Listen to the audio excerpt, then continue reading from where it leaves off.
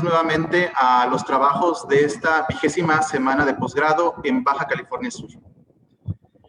Para dar continuidad, comenzaremos con la siguiente mesa de discusión, la cual girará en torno a el tema de desarrollo de la bioingeniería. Mi nombre es César Salvador Cardona Félix, soy catedrático CONACYT, comisionado al Centro Interdisciplinario de Ciencias Marinas del Instituto Politécnico Nacional. Y en esta ocasión estaré fungiendo como coordinador y como participante también de esta mesa de discusión.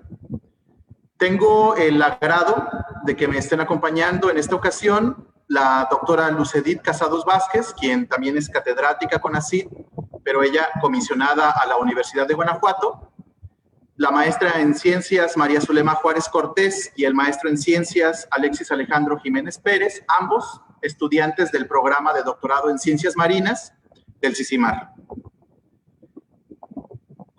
Aquí les muestro los tópicos sobre los cuales estará girando nuestra charla, la cual básicamente la dinámica constará en una breve presentación por parte de cada uno de nosotros, de quienes desglosaremos de manera un poco más detallada algunos de estos puntos.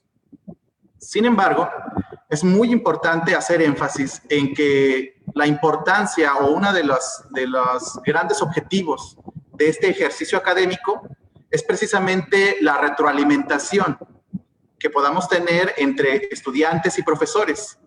Por lo tanto, les estaríamos pidiendo de manera muy enfática que por favor cualquier comentario, cualquier pregunta que tengan, nos la escriban en el chat. Al finalizar nuestra participación estaremos dando lecturas a todas estas preguntas y comentarios y estaremos de alguna forma tratando de discernir y discutir algunos de estos puntos. Así que por favor les pedimos que para hacer esto un poquito más dinámico, pues tratemos todos de alguna forma pues participar. Muy bien, pues entrando de lleno en lo que ya es la plática, pues yo comenzaré hablando un poco acerca de este tema de la bioingeniería como herramienta en la investigación para la innovación y el desarrollo. Probablemente para comenzar sea necesario remontarnos hacia la pregunta más básica que debemos hacernos si queremos hablar de este tema, la cual es, pues, propiamente, ¿qué es la bioingeniería?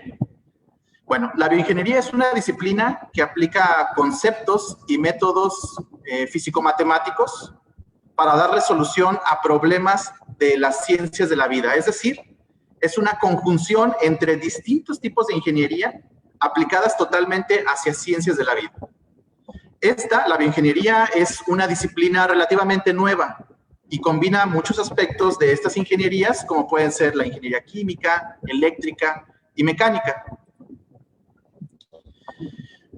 Sin embargo, creo que vale la pena hacer una distinción o hacer un comentario acerca de cuál es la diferencia que hay entre la bioingeniería y la biotecnología, ya que como tal, en cierto punto es muy fácil, o la línea que hay entre ambas disciplinas es muy delgada y en algún punto es muy fácil confundirlas. Por poner algunos ejemplos y por ponernos un poquito más en contexto, podemos decir que mientras la biotecnología desarrolla nuevos medicamentos, la bioingeniería encuentra nuevas formas de reemplazar tejidos y órganos. Mientras que la bioingeniería crea equipos médicos que pueden salvar vidas, la biotecnología ayuda a mantener sustentables y saludables plantaciones agrícolas. Por otro lado, también favorece el aprovechamiento sustentable de recursos naturales, entre otros. ¿Y por qué es importante o por qué cobra relevancia su estudio? Bueno, porque de alguna manera esta es una disciplina en la cual se aprenden muchas lecciones de la naturaleza y de alguna manera se busca hacer ingeniería inversa, mimetizando soluciones y dispositivos que son ya desarrollados por la naturaleza a lo largo de la evolución, pero aplicados para nuestro beneficio y para en general el beneficio de la humanidad. Como algunos ejemplos de investigaciones en bioingeniería tenemos bacterias diseñadas genéticamente para producir compuestos, dispositivos e implantes médicos, células madre, nuevas tecnologías de imágenes médicas, dispositivos portátiles, órganos artificiales, ingeniería de tejidos y pues muchos otros. Ahora les hablaré acerca de 3 de los ejemplos quizá más destacados o que se encuentran en mayor tendencia respecto a innovación y desarrollo en el campo de la bioingeniería. Quizá la que más nos viene a la mente o las imágenes que nos vienen a la mente más frecuentemente cuando escuchamos bioingeniería o escuchamos algo relacionado con ella, es lo que tiene que ver propiamente con la ingeniería de tejidos. Y esto tiene que ver totalmente con la fabricación de tejidos vivos a partir de células biológicamente activas, es decir, a partir de células vivas que en la mayoría de los casos son obtenidas del propio donador. Es decir, si se está haciendo el diseño de un órgano artificial o de un tejido artificial, en la mayoría de los casos el propio donador es el que provee las células para que no haya ningún tipo de incompatibilidad o de rechazo. El método de la ingeniería de tejidos, en cierta forma, utiliza una técnica que se llama bioimpresión, la cual, en cierta forma, es un proceso muy parecido a la impresión en 3D, pero en donde, en lugar de plástico, se utilizan células humanas. Estas son 2 imágenes, las imágenes que se muestran aquí en esta diapositiva, son 2 imágenes que de pronto pueden parecer medio escalofriantes, pero son quizá 2 de los máximos ejemplos de el éxito que ha tenido esta tecnología para la producción de no solamente tejidos, sino incluso de órganos o partes del cuerpo humano. Otro de las grandes aplicaciones que encontramos frecuentemente son los parches transdérmicos, los cuales son parches, los cuales de alguna manera ayudan al mejoramiento o al tratamiento de ciertas enfermedades, evitando el suministro de estos medicamentos a través de vías orales o a través de inyecciones. Y el principio de estos es bastante interesante, ya que para aquellos que estén un poco familiarizados con el término o con el concepto de electroforesis, podríamos decir que los parches transdérmicos, su fundamento gira en torno a un principio de electroforesis, en donde básicamente lo que tenemos aquí es el flujo o la entrada de un medicamento que pasa a través de cierto tejido gracias a que hay un puente que conecta dos pequeñas celdas en las cuales hay aplicación de una pequeña corriente eléctrica que puede ser proveniente de una batería o de algún compuesto químico, en donde hay entrada, por lo tanto, de estos medicamentos y un flujo que va a permitir la entrada y salida, a su vez, de ciertos compuestos que puedan ser indeseables o compuestos que puedan ser producto del metabolismo. De tal forma que el estudio de estos parches transdérmicos a través de múltiples aplicaciones de la bioingeniería ha permitido el diseño de estos, los cuales favorecen muchísimo en la aplicación o en el tratamiento de ciertas enfermedades, sobre todo en aquellos casos en donde el paciente no es capaz, debido a diferentes condiciones, no es capaz de llevar a cabo un seguimiento continuo o correcto de su tratamiento. Finalmente, una de las aplicaciones que es, podríamos decirlo, más rutinariamente aplicada o que podemos encontrar más en el día a día es la que tiene que ver con los biosensores. Básicamente, un biosensor es un dispositivo que consta de un transductor, un amplificador y una pantalla de lectura. El principio es que, básicamente, en la gran mayoría de estos biosensores hay enzimas que se obtienen vía recombinante inmovilizadas en cierta parte de este dispositivo. Estas enzimas, como catalizadores biológicos por excelencia que son, van a detectar, aunque sean concentraciones muy bajas, una molécula de interés. A continuación, se lleva a cabo una reacción enzimática realizada por estas enzimas, la cual produce una señal, la cual es, a su vez, detectada y convertida en una señal eléctrica mediante un transductor. Y finalmente, para finalmente esta señal eléctrica ser mostrada en una pantalla de lectura. De manera más específica, el uso de estos biosensores, como les mencionaba, quizá que estamos más familiarizados con ellos en el día a día, es en los dispositivos que muchas personas tienen en sus hogares para la determinación de glucosa en muestras de sangre. ¿Cómo funciona esto? Muy bien. Para aquellos que los conocen y para aquellos que no, bueno, en lo que consiste es básicamente en depositar una pequeña gota de sangre en uno de los extremos de estos biosensores. Esta muestra de sangre evidentemente contendrá una cierta concentración de glucosa, la cual será detectada por la enzima en cuestión, de la que estuvimos hablando hace un momento, la cual es una glucosa oxidasa. La glucosa oxidasa, al reconocer esta glucosa, pues va a generar un flujo de electrones, los cuales van a ser detectados como una corriente eléctrica y convertidos en una señal que finalmente será detectada por un dispositivo que va a codificarla y a mostrarla como un valor.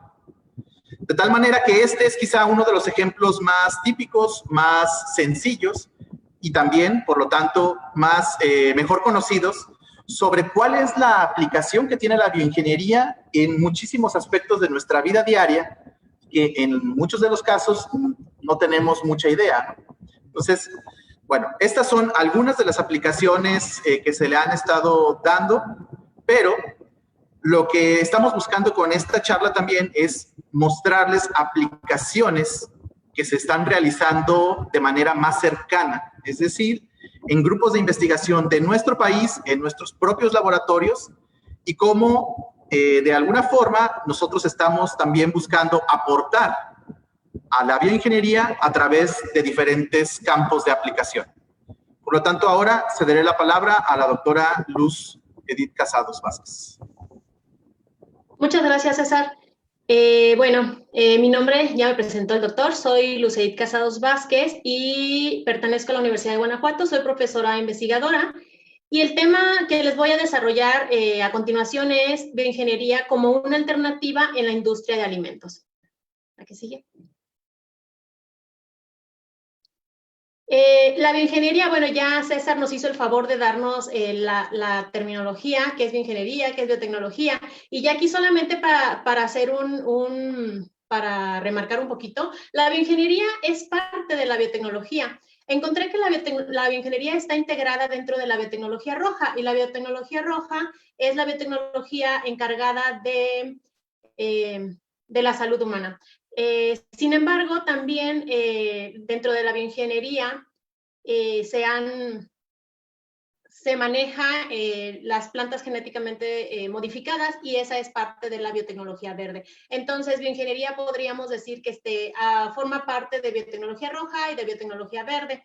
Dentro de la biotecnología roja, pues tenemos el diseño de organismos para producir antibióticos, el desarrollo de vacunas, como en este caso súper reciente, la vacuna contra el SARS-CoV-2, el diagnóstico molecular que se hizo precisamente para determinar este virus, terapias regenerativas, desarrollo de ingeniería genética para curar enfermedades, entre otras. La que sigue, por favor. Ahora, ya hablando un poquito más de lo que es aterrizado a un tema, la bioingeniería vamos a hablar un poquito de la bioingeniería de bacterias. Y bueno, encontré este ejemplo en el cual ponen 3 niveles en los cuales se puede realizar bioingeniería. El primer nivel es el de la entrega. Es decir, cuando tú vas a poner un microorganismo dentro de algún producto, necesitas que ese microorganismo, si lo quieres vivo, pues que permanezca, que continúe vivo para que pueda llevar a cabo su función. Entonces, vas a realizar o se realiza bioingeniería sobre algunas proteínas que le ayuden, no sé, a resistir el pH, a resistir el estrés osmótico, diferentes cosas que podrían mejorar el que la entrega de este microorganismo sea la que necesitamos. El segundo ejemplo es la supervivencia. Bueno, ya que tuviste tu microorganismo, ya que se pudo entregar tu microorganismo, pues sigue, que siga vivo a donde llegue.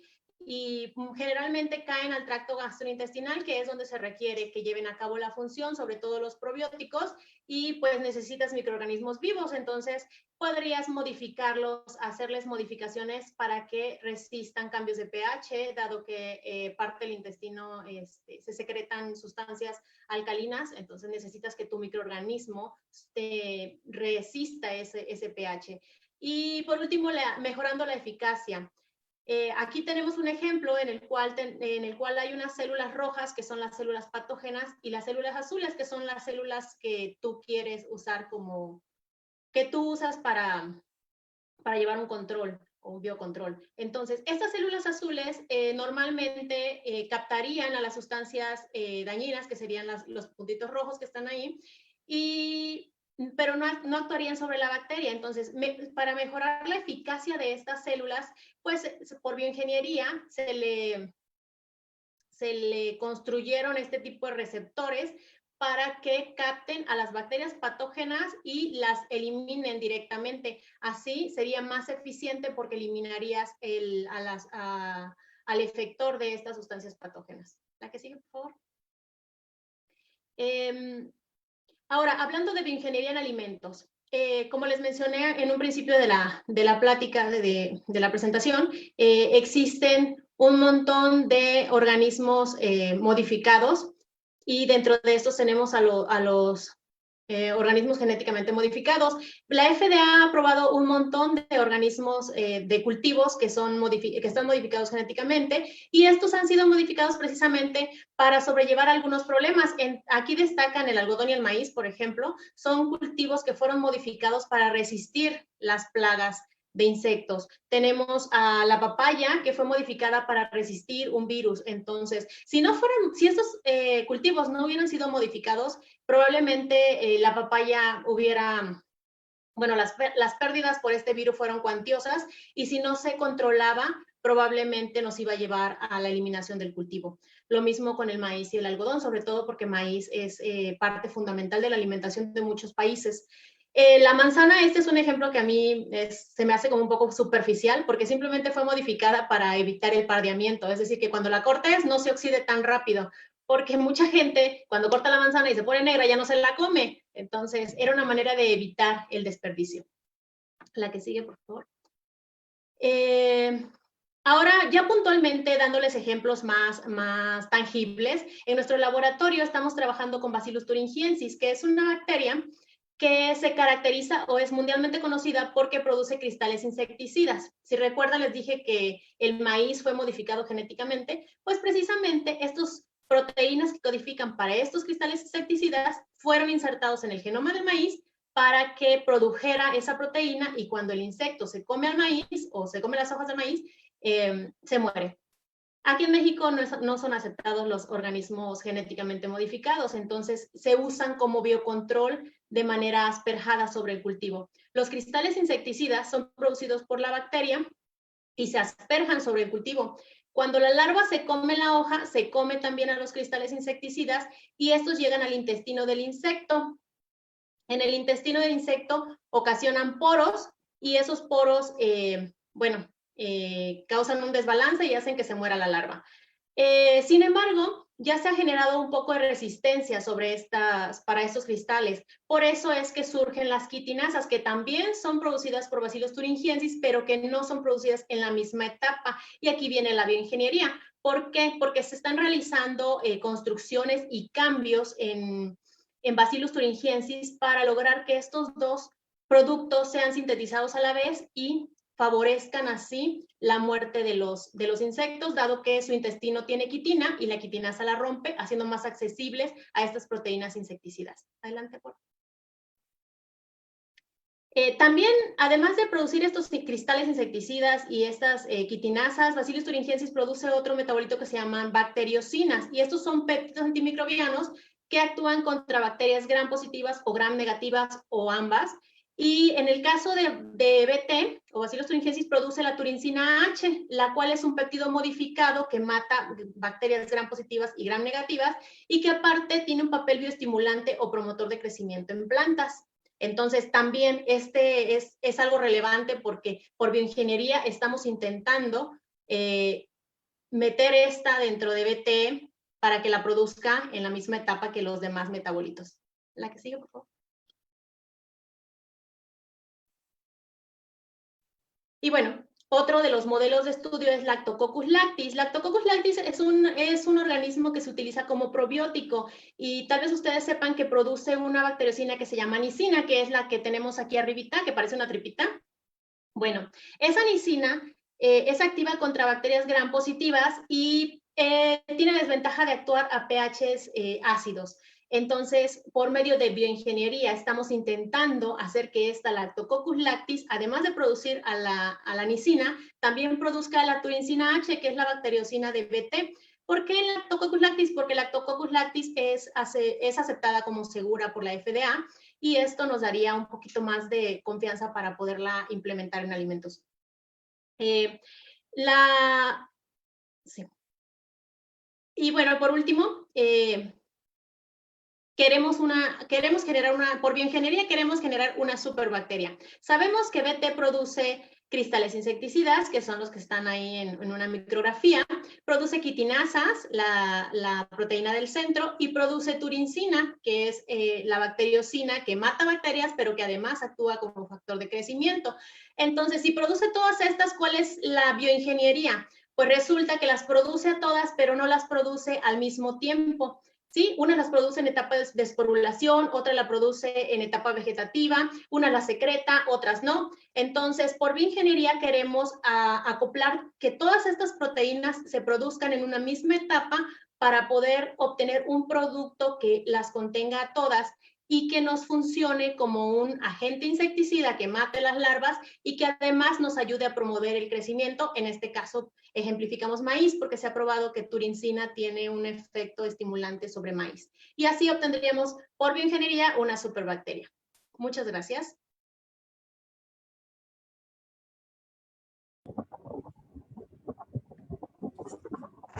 Muchas gracias, doctora Luz.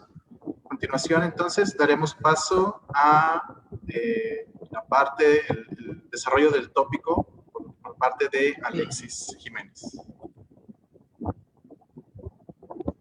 ¿Escuchado? Sí. ¿Qué tal? Buenas tardes.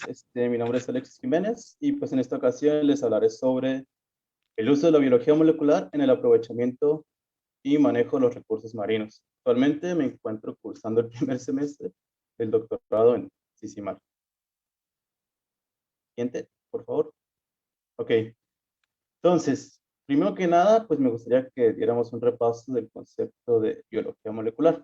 El cual consiste en el estudio de las macromoléculas y los mecanismos de las macromoléculas que se encuentran en todos los seres vivos. Y bueno, ¿a qué macromoléculas nos referimos? Nos referimos al ADN, al ARN y a las proteínas, las cuales, principalmente, ¿no? Esas macromoléculas, las cuales pues se encuentran implícitas en su dogma central, en el cual el ADN se transcribe a ARN y posteriormente se traduce a proteínas. Siguiente.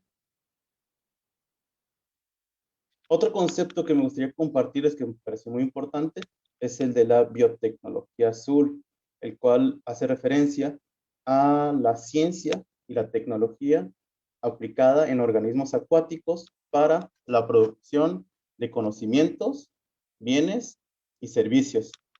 Este concepto se deriva de otro término que fue utilizada en la conferencia de las Naciones Unidas sobre el Desarrollo Sostenible en 2012 en Río de Janeiro. Ese término es el de economía azul, el cual hace referencia a las actividades económicas que se llevan a cabo de manera directa o indirecta en el mar, incluyendo la producción de bienes y servicios, y que tiene como fin contribuir a que las actividades realizadas aporten un crecimiento económico y social equitativo, además de un bienestar cultural y del medio ambiente. Entonces, esta va a ser la tendencia que impere actualmente, la del desarrollo sostenible, y que se busca implementar en todo, en el aprovechamiento de todos los recursos naturales. Siguiente, por favor. Y pues para ello hablaremos primeramente del aprovechamiento de los recursos marinos en su medio natural. Aquí es muy importante señalar primero que para llevar a cabo una buena administración de los recursos naturales que son explotados, pues primeramente se deben conocer aspectos muy básicos.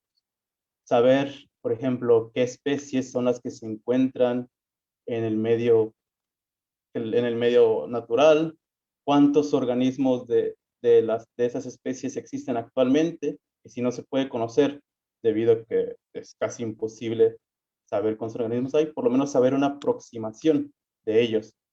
Si los organismos también se encuentran distribuidos en distintas poblaciones, cómo es la variabilidad genética en las agrupaciones en las que se encuentren y su rango de distribución a lo largo de todas sus etapas de vida. Y bueno, gracias a las aplicaciones de bioingeniería y de biología molecular, pues nos ayudará a tener buenos planes para el manejo de estos recursos marinos. Y a continuación, pues les mencionaremos algunos ejemplos de estas aplicaciones. Siguiente, por favor. Bueno, pues primeramente tenemos la bioprospección, la cual consiste en la búsqueda sistemática de organismos en el medio natural, en este caso en el mar, con el fin de encontrar compuestos, componentes o genes que puedan ser incluidos en procesos o productos comerciales. Productos como que vengan de la rama farmacéutica, alimentos, biocombustibles, materiales, entre otros. Entonces, para llevar a cabo la bioprospección, pues hay una serie de pasos.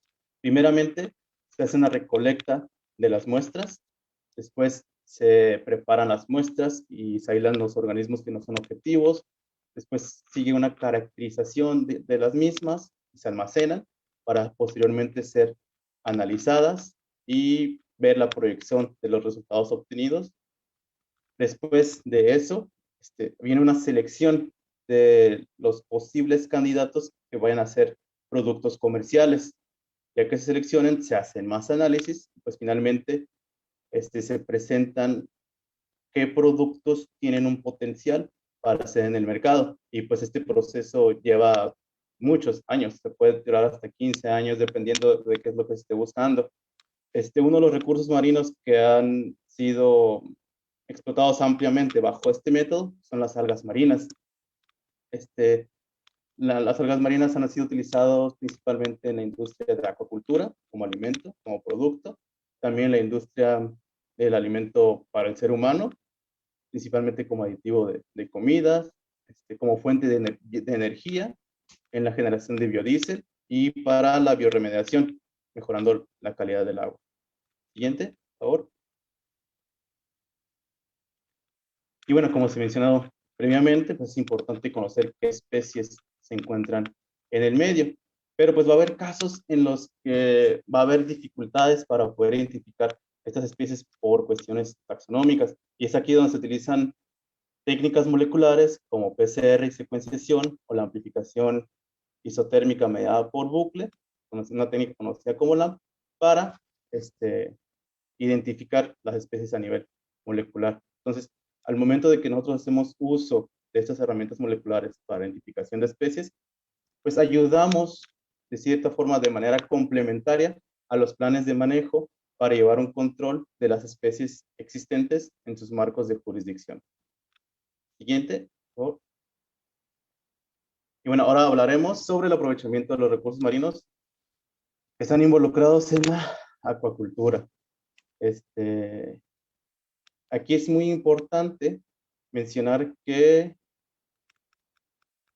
la acuacultura ha ayudado a resolver problemáticas a nivel mundial debido a la generación de alimentos. Gracias a las aplicaciones de la bioingeniería y la biología molecular, pues ha podido crecer significativamente a lo largo de los años. De modo que 1/3 de los pescados que son consumidos actualmente, pues provienen de la acuacultura.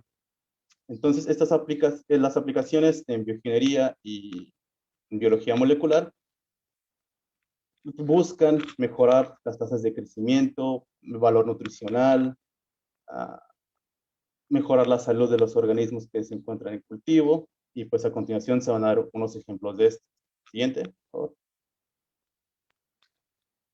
Ok, entonces uno de los objetivos principales de la acuicultura es el poder obtener la mayor cantidad de organismos con una excelente calidad en el menor tiempo posible. Entonces, para ello se han realizado muchos experimentos, como la mejora en las tasas de crecimiento y un mejor control en los ciclos reproductivos a partir de la implementación de hormonas. También se han utilizado aplicaciones biotecnológicas para mejorar las etapas del desarrollo temprano en organismos, y así también poder ayudar a mejorar la supervivencia, ya que a veces esto es lo que más trabajo les cuesta. También se han modificado genéticamente esos organismos con el fin de mejorar su crecimiento, su maduración, la calidad en la carne que es consumida, resistencias a enfermedades y entre otros aspectos. Y así de esta manera poder obtener líneas genéticas con mejores características para su aprovechamiento. Siguiente. Entonces, es a partir de la generación del conocimiento, bueno, a partir bueno, se busca generar conocimiento a partir de los análisis de los organismos que están pues sujetos a esta práctica. Es importante porque de esa forma se pueden conocer los componentes de tales recursos, y así se puede ayudar por medio de la biotecnología a entender mejor sus sistemas naturales.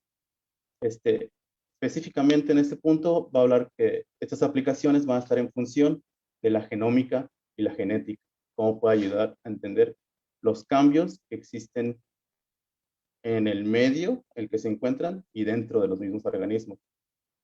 A partir de ciertas aplicaciones se pueden seleccionar marcadores moleculares, partes parciales del genoma, y se pueden también editar partes parciales del genoma que en un futuro pues van a ayudar a las nuevas tecnologías a llevar a cabo un mejor aprovechamiento en el recurso de en estos recursos marinos. Perdón. La última, por favor. Okay. Pues ya por último, pues cabe destacar que la importancia de la detección de patógenos y enfermedades por medio de esta vía. Pues debido a que los organismos que se encuentran en campos de cultivo se encuentran en grandes densidades, son más propensos a infectarse por patógenos y desarrollar enfermedades que no permitan su aprovechamiento para el humano, o que al final les causa la muerte. Y esto genera pérdidas de los organismos que al final se traducen en grandes pérdidas económicas. Y entonces aquí es a partir de la aplicación de la bioingeniería que se pueden detectar los agentes causantes de las enfermedades y las enfermedades mismas, y posteriormente elaborar vacunas o tratamientos para mejorar la salud de estos recursos marinos. Y ya, mi parte pues es todo de forma breve. Muchas gracias, Alexis. Y bueno, finalmente daremos paso a María Zulema, quien nos estará hablando acerca de aplicaciones y aspectos de bioingeniería desde un ángulo muy diferente. Por favor, muchas gracias. ¿Qué tal? Muy buenas tardes a todos. Muchas gracias, César. Como bien menciona, mi nombre es María Zulema Juárez. Soy estudiante de doctorado del Centro Interdisciplinario de Ciencias Marinas, y actualmente me encuentro desarrollando un probiótico recombinante que ayuda a controlar patógenos en la acuicultura. Y bueno, ingeniería de proteínas. La primera vez que escuché sobre ella fue durante el inicio de mi maestría, y recuerdo que me pareció que no iba a ser fácil aprender sobre ello siendo bióloga marina. Pero para que todos podamos entender a grandes rasgos lo que se estudia en ella, les platicaré desde lo básico hasta sus aplicaciones en el ámbito marino. Y para iniciar, hablaremos sobre proteínas. Estas son biomoléculas formadas por cadenas de aminoácidos. Siguiente, por favor. las cuales analógicamente son similares a un collar de perlas. Además, estas biomoléculas son muy importantes debido a que desempeñan funciones cruciales en los seres vivos. Tienen estructuras diversas, como pueden ver en la parte inferior, que además son muy complejas y estas les confieren la capacidad de desempeñar actividades biológicas específicas y bueno, dentro de sus funciones se encuentran la estructural, de transporte, señalización, catálisis, como ejemplo las enzimas, entre otras. Cuando una proteína adquiere su forma final, como las que vemos en pantalla, a este proceso se le conoce como plegamiento y este proceso se da bajo condiciones muy específicas y esto es muy importante porque veremos más adelante de qué depende. Bueno, ahora que ya se estableció lo que es una proteína tal y como se encuentran en la naturaleza, hagamos la siguiente pregunta. ¿Podemos mejorarlas? Y con esto me refiero a si podemos potencializar su función.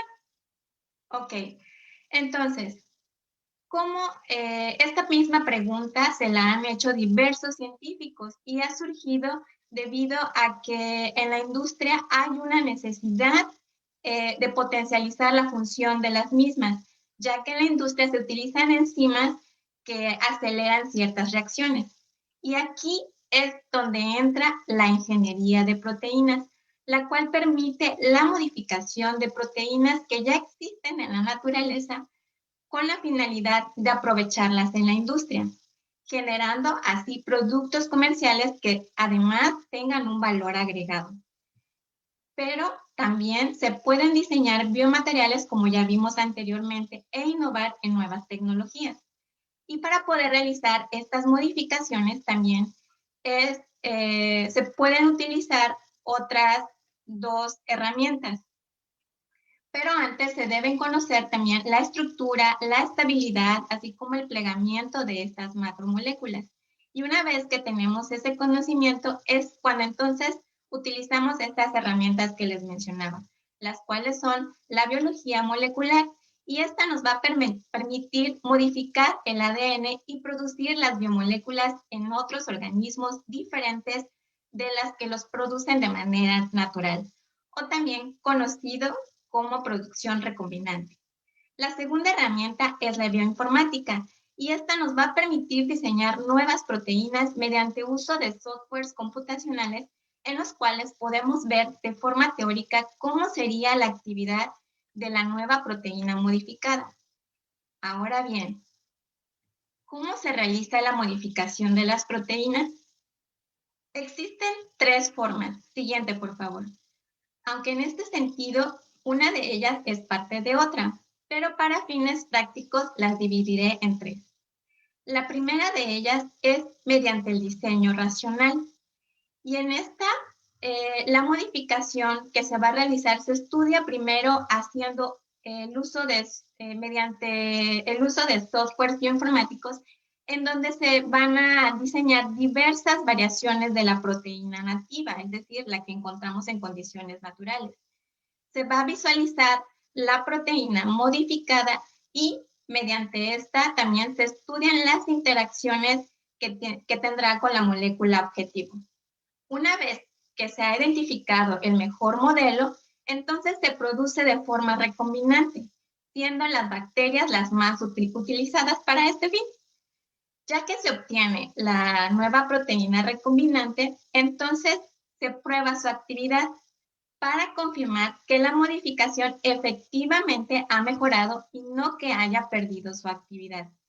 El diseño racional es considerado como de gran importancia en la investigación, ya que se pueden estudiar las diferentes mecánicas y dinámicas de los sistemas complejos moleculares como son las proteínas. Y el uso de esta herramienta en la investigación ha sido incluso merecedora de premios Nobel en química en 2013 y en 2018.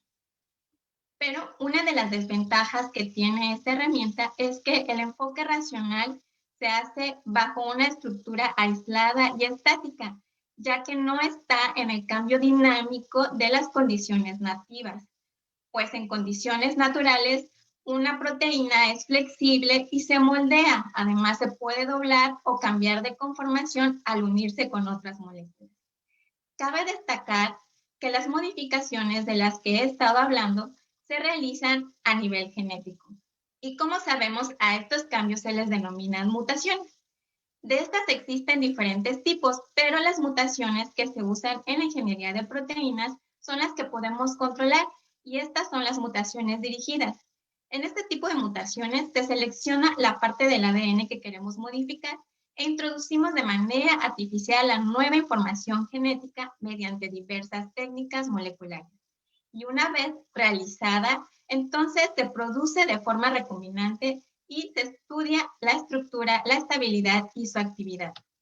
Por otro lado, tenemos la evolución dirigida, y esta se fundamenta en los principios del proceso evolutivo darwiniano que sucede en la naturaleza, en donde va a ocurrir especiación por presión selectiva, determinándose por una serie de sucesos externos o propios de la especie que generalmente lleva millones de años.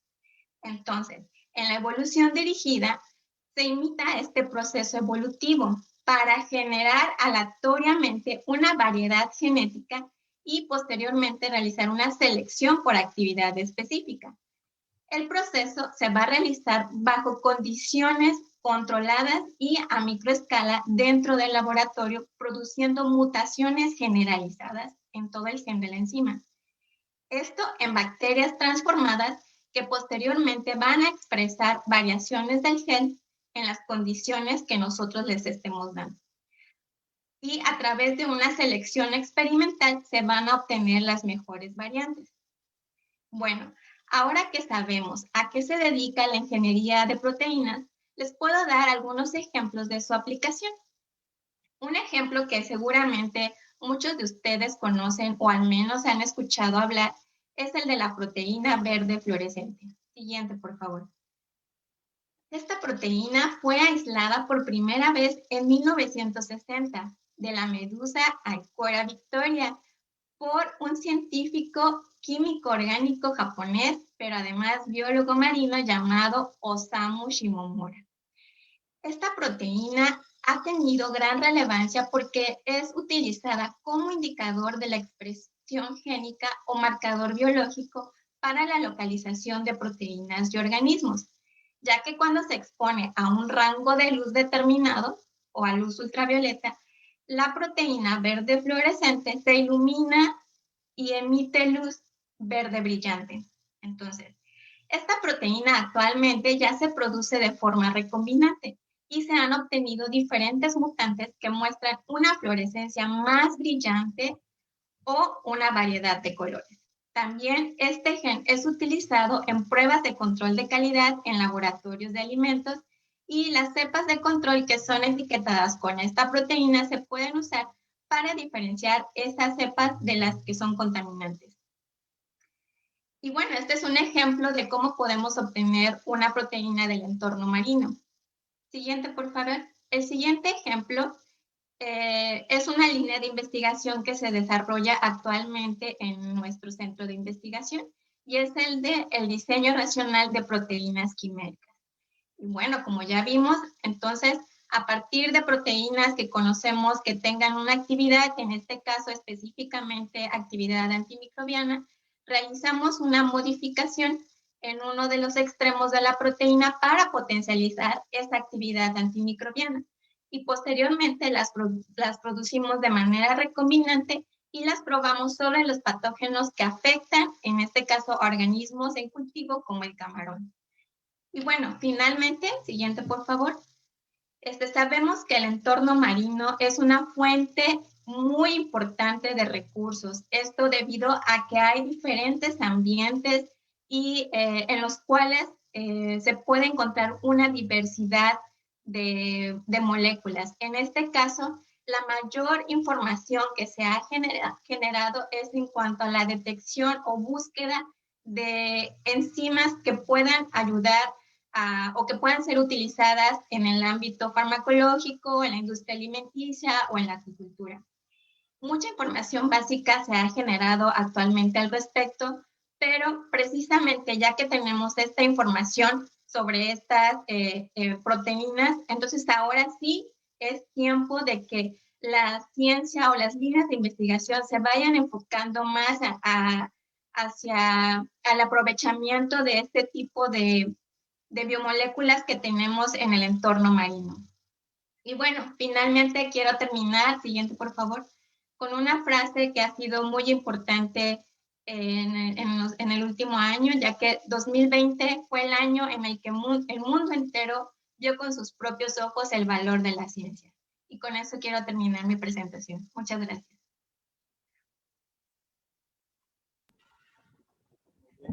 Pues muchas gracias, Luz, Alexis, Zule. Muchas gracias por su participación. Y entonces daremos paso a la lectura de algunos de los comentarios que nos hayan dejado, preguntas que tenga el público.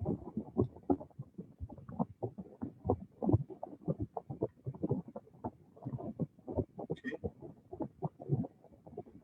Bueno, en lo que probablemente están escribiendo sus preguntas, a mí me gustaría, para ti, Luz, hacerte una pregunta directa y tiene que ver con algunas de las cosas que nos mencionaste acerca de la regulación que hay en nuestro país respecto al uso de algunas cepas modificadas genéticamente. Y la pregunta específicamente es, ¿qué es lo que se ha visto en otros países en donde quizá la regulación o no es tan estricta o es muy diferente? ¿Y cómo es que allá lo manejan o cuáles son los beneficios que tiene el uso de estas tecnologías? Y que de alguna forma, pues aquí en nuestro país, por lo menos en este momento no contamos y pues no conocemos mucho. O sea, ¿qué es lo que sucede en otros países? ¿Cuáles son las ventajas que se ha visto ya? Pues sobre todo obtener la cantidad suficiente de alimento. O sea, creo que el problema es que nos vamos a quedar sin alimento. Si seguimos creciendo al ritmo que estamos creciendo como población mundial, va a haber un momento en que no va a haber suficiente. Entonces, los países que tienen o que han aceptado el uso de organismos transgénicos son de los mayores productores. Tenemos a Estados Unidos, de los mayores productores de maíz, por ejemplo. En Estados Unidos es donde más se produce maíz y la mayor parte es maíz modificado genéticamente. Entonces, sí entiendo que tengan mucho miedo porque vaya a desplazar a las especies endémicas, pero tenemos que evolucionar. O sea, si no, o comes o generas alimento o pereces. Entonces, yo creo que eventualmente tendrá que ser aceptado en más partes del mundo. México ahorita está totalmente cerrado a los transgénicos. Las convocatorias que han salido lo dejan claro, pero creo que simplemente es ignorancia, deberíamos de aceptarlo, lo consumimos, o sea, tan fácil como es, lo consumimos, pero no lo producimos. Entonces, yo creo que son las mejoras que se han hecho con ciencia y deberíamos de aprovecharlas. Sí, pues estoy de acuerdo porque, de hecho, como bien lo mencionas, hay estudios en los que se ha demostrado cuántos productos comerciales hay actualmente en el mercado que tienen transgenes de diferente tipo. Y bueno, la gran mayoría de los productos, sobre todo en cereales, por ejemplo, pues tienen presencia de ciertos transgenes. Entonces, sí creo que es un tema bastante, que daría para bastante, ¿no?, de qué hablar. Ok, pues bueno, voy a leer aquí unas de las preguntas desde Facebook. Por ejemplo, nos están poniendo Jorge Alberto Sánchez Burgos, nos pregunta, en términos generales, ¿qué tanto se ha investigado para aprovechar esos recursos marinos? ¿Aún hay más por alcanzar? Es una buena pregunta. ¿Alguno de ustedes quiere tomar tomar la respuesta? Yo la contesto.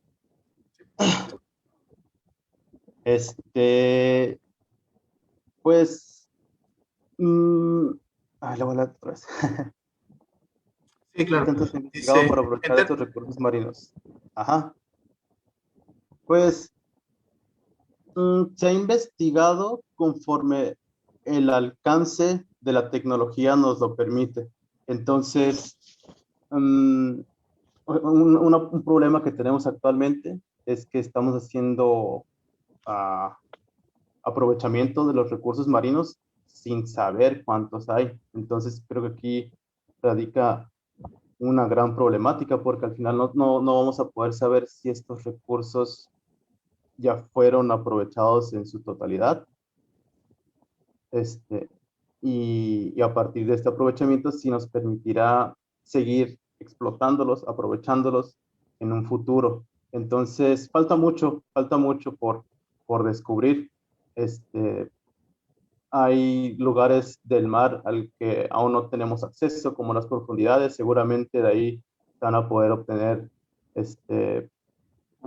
más recursos naturales, pero es muy difícil poder llegar hasta el momento. Y de lo que se tiene ahorita, pues se ha investigado igual hasta donde nos permite la tecnología. De hecho, pues el uso de la acuacultura nos ayuda mucho a conocer más los organismos que tenemos en nuestro medio natural y ver si pues tienen funciones parecidas entre especies similares.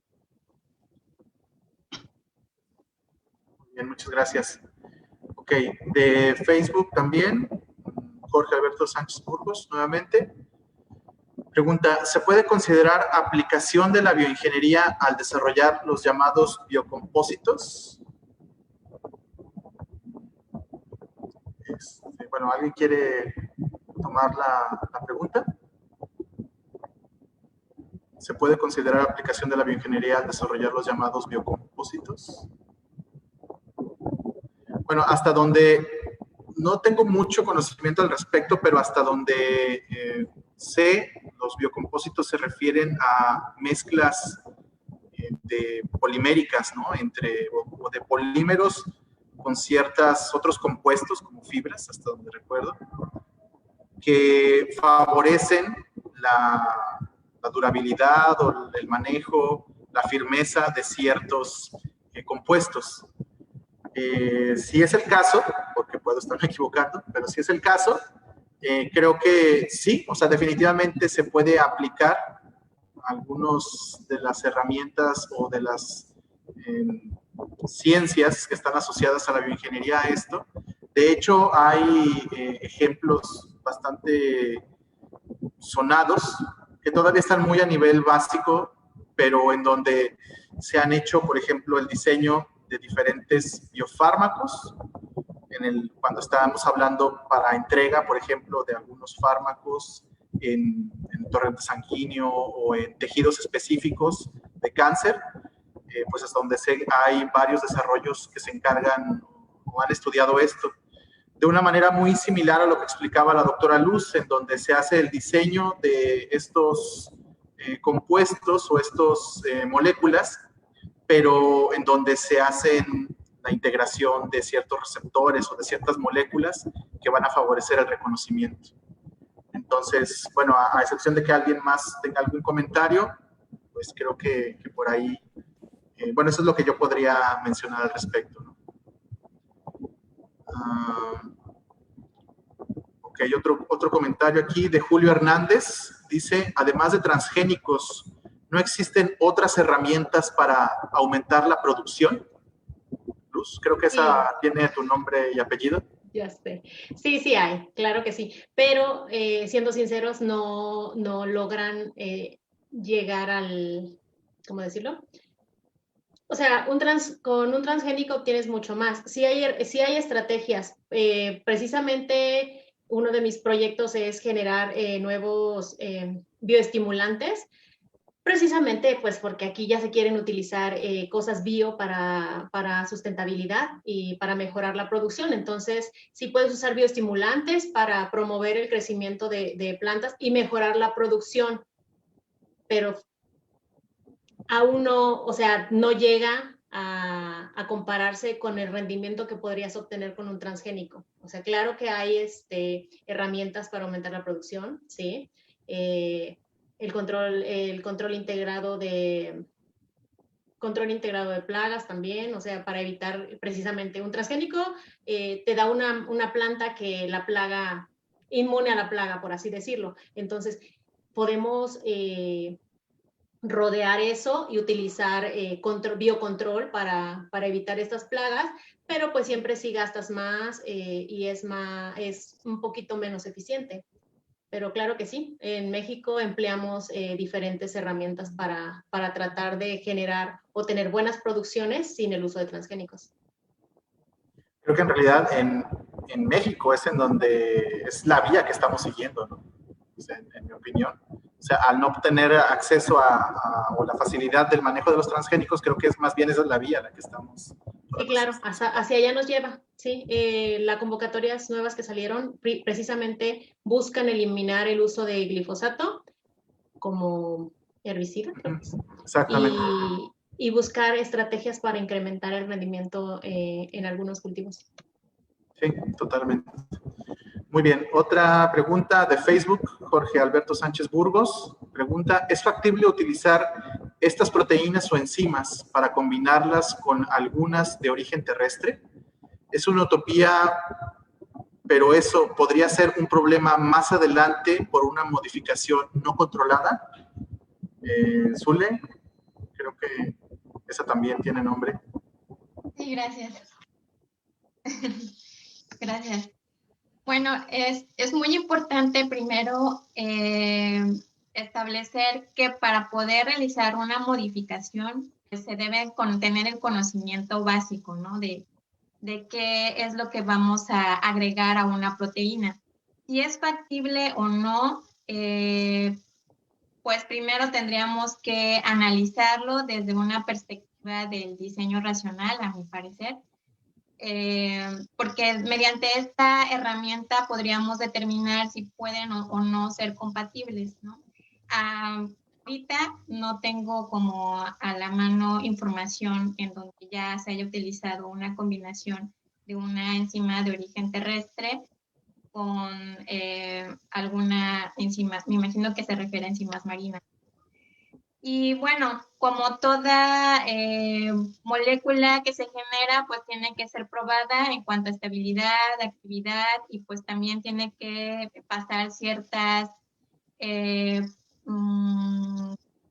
que ser aprobada para que pueda ser utilizada. Entonces, la regulación es importante en este sentido. Entonces, para que pueda ser utilizada una enzima modificada, pues primero tendría que pasar por todas las pruebas necesarias. Así que la regulación se encuentra activa, así que no, en ese sentido no tendría por qué existir modificación no controlada. Muy bien, y pues creo que la última pregunta, por cuestiones de tiempo, es de Nairobi. Dice, gracias por todas las informaciones. ¿Habría restricciones para el uso de órganos producidos por bioingeniería como lo tienen los transgénicos? No sé si alguien la quiera tomar, o sea, definitivamente sí. Sí habría restricciones, o sea, creo que eso es un hecho. Pero bueno, no sé si alguno de ustedes quiere mencionar algo. Yo creo que no habría tantas como el uso de transgénicos, porque a final bueno, éticamente siempre hay problemas, pero en algún momento se optó por utilizar incluso órganos de animales para hacer trasplantes. Entonces, yo creo que las pruebas serían muy exhaustivas, pero no creo que hubiera tantas restricciones, sobre todo porque habla de salud humana, para usarlas y tomando en cuenta que pues serían fabricadas con tus mismas células. O sea, yo creo que no sería tan restrictivo como el uso de transgénicos. Sí, también en mi opinión, sí habría bastante regulación, pero efectivamente quizás sea distinta, porque el problema de los transgénicos es un problema más de contención. Es decir, los transgénicos, por donde le veamos, se corren riesgos, efectivamente, como los que ya se han probado incluso, de que haya una propagación y que no se pueda controlar en algún momento la propagación de ciertos transgenes. Caso contrario a lo que sucedería en el caso de la utilización de órganos artificiales, en donde, como bien lo menciona la doctora Luz, se utilizan propias células del huésped, pues ahí no se corre el riesgo de una propagación, porque pues finalmente es solo para el individuo. Sin embargo, ahí las cuestiones éticas y pues todo lo que tiene que ver con derechos humanos y con cuestiones ya a lo mejor más profundas, pero más relacionadas con ciertas cuestiones de bioética, creo que ahí es en donde estarían jugando, estarían en un terreno distinto, pero sí, creo que en mi opinión invariablemente habría también muchísimo que observar y muchísimas cosas que cuidar al respecto. Entonces, bueno, pues se nos ha terminado el tiempo. No me queda finalmente más que agradecerles a todos por su asistencia, su participación, y particularmente pues a la doctora Abril Romo también por todas las facilidades que tuvo, todas las atenciones que tuvo con nosotros. Y pues finalmente a mis compañeros, colegas, amigos, muy estimados amigos, Luz, Alexis y Zule, pues también muchas gracias por estar aquí, por participar y pues por apoyarnos en este evento. Muchas gracias por la invitación. Por mi parte sería todo y entonces pues ya cedemos el micrófono para que se continúen con las actividades de esta semana de posgrado. Muchas gracias y un saludo a todos. Gracias, hasta luego.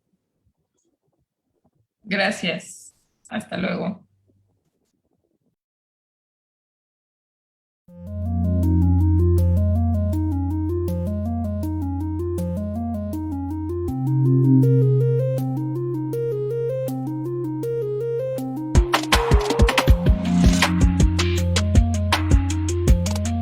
Gracias, Saúl. Muchas gracias a todos, gracias por participar. Y bueno, vamos a seguir con las ponencias.